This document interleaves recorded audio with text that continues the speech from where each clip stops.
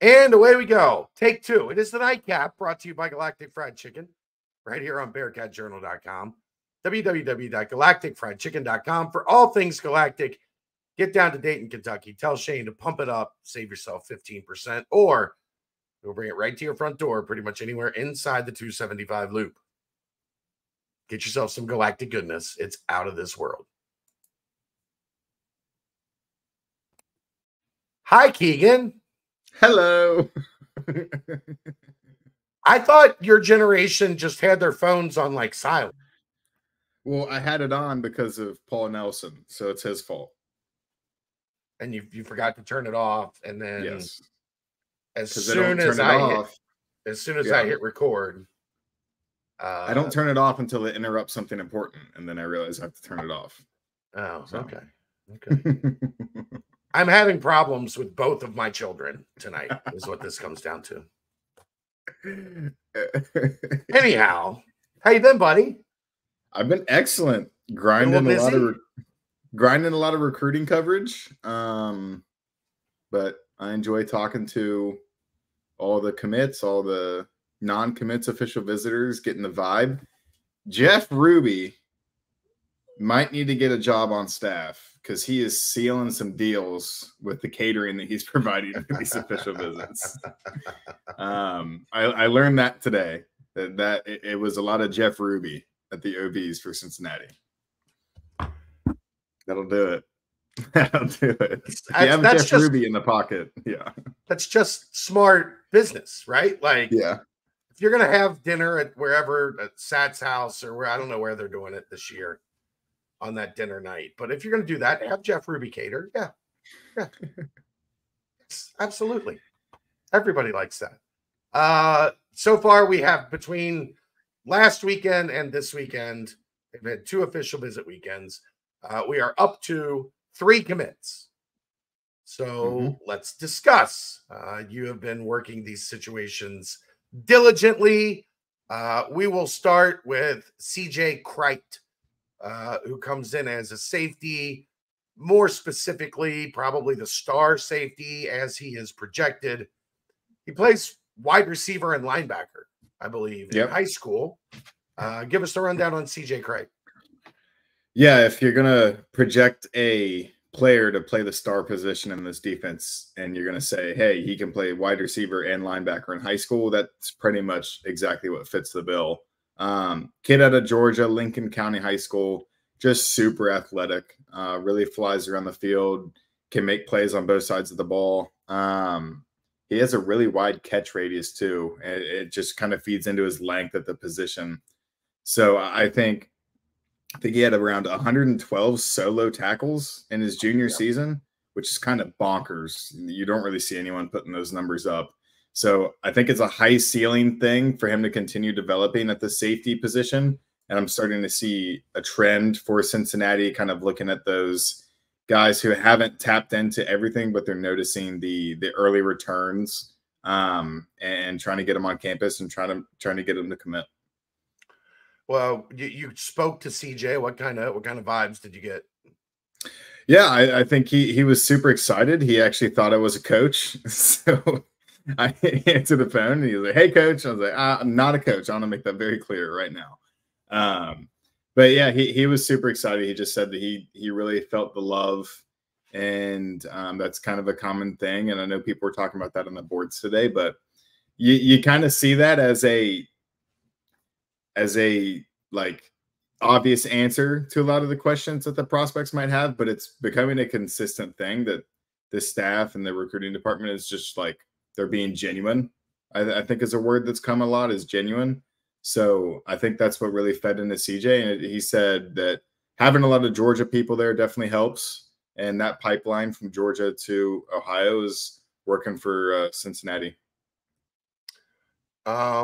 Let's get into excuse me. Up next, Michael, is that right? I believe Michael Skinner. Yeah. Michael Skinner, wide receiver, 6'3". I know because of his size, some are listing him as a tight end. Whatever the case may be, big kid, fast kid. can go catch the football and is expecting to have kind of a breakout senior season. Yeah, it's going to be a pretty impressive process if Cincinnati can keep him through signing day. He's a converted running back who spent this last season as the first season at wide receiver, tight end hybrid. I think it's mainly just wide receiver. But again, like Kreit, who plays on the offensive side of the ball, just a massive catch radius. But the thing about Skinner is his elusiveness cutting through the defensive backfield and how he can make men miss and get to his top speed pretty quickly for his size. He had visited South Carolina, Florida, North Carolina, Tennessee. I think he was at Ohio State, reported an Ohio State offer. So it's a really talented kid, and I think a lot of programs are going to see him tap into his ceiling in his second full season as a receiver. So Cincinnati's probably going to have to work to keep him. I'm going to be honest with you. But I think if they can get to signing day with him, that's a massive piece.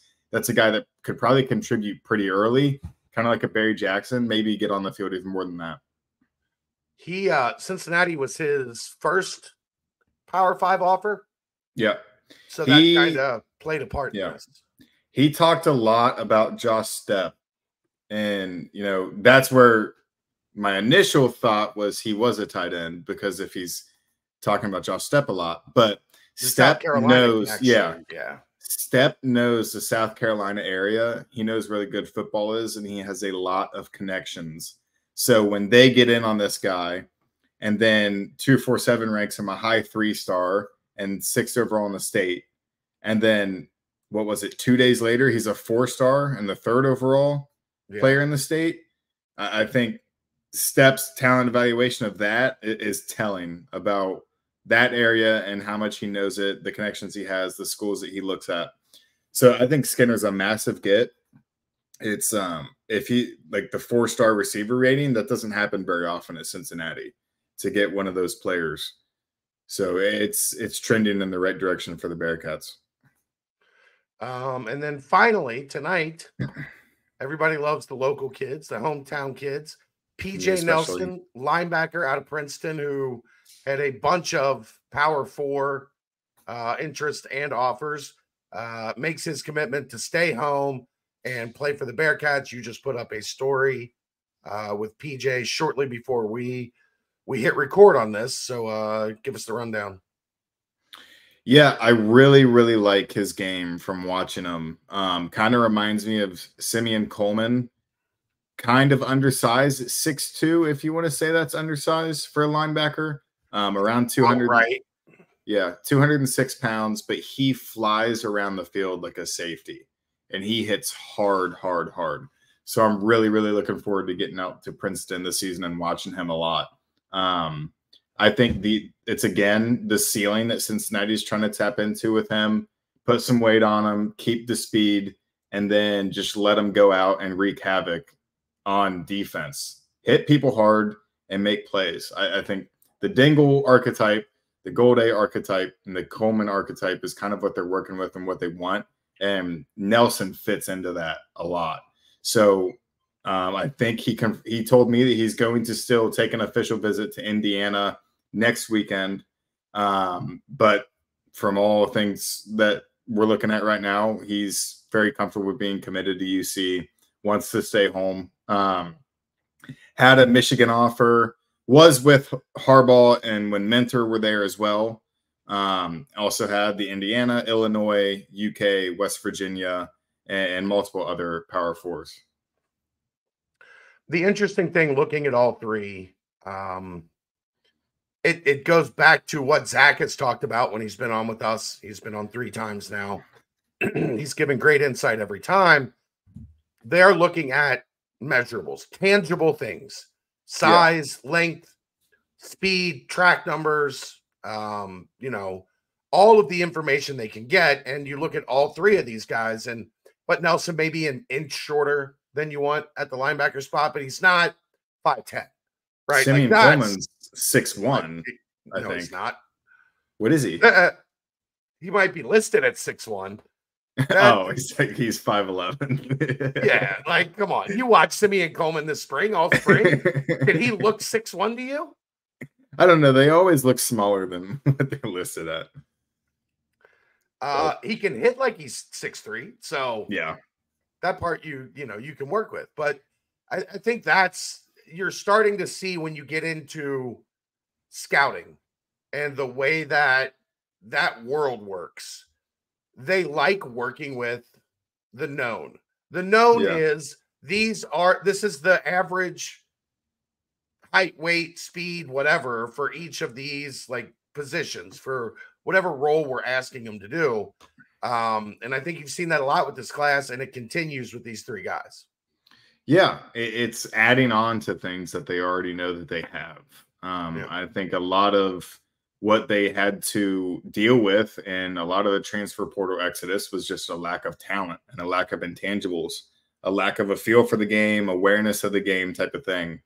So when they're looking at film, they're looking for guys that have that next level speed and that also just have a knack for the ball and they want to be flying to the football. And I think that they found that with these three guys, and it's trending in the right direction for some of the other guys. And you're going to see the kind of players that Cincinnati wants when you see the connections between each one and what they do. All right, man. I know you're out of town for a couple days.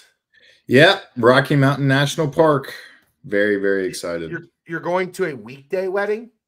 Yeah, Monday. It's a small wedding. Okay. Very, very small wedding. Okay. So. Well, you have fun.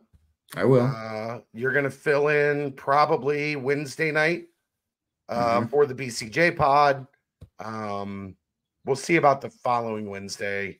I should be home for that, but it's a travel day. So we'll see how that goes. But okay. We'll be around. We'll see everybody tomorrow night for the BBP. That's going to wrap it up. This is the Nightcap, brought to you by Galactic Fried Chicken, right here on BearcatJournal.com.